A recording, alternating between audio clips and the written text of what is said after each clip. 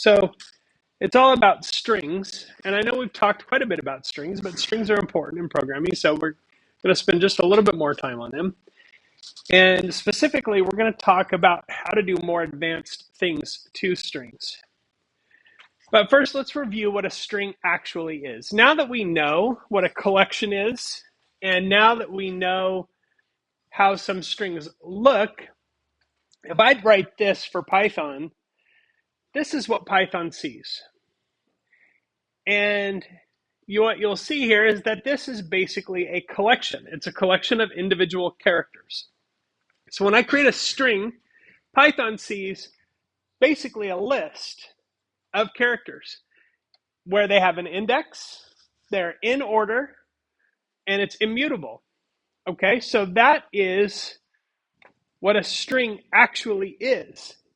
That's why Python can't make sense of things like words or the meaning of those things, because all it really sees is a list of characters, including the space, by the way.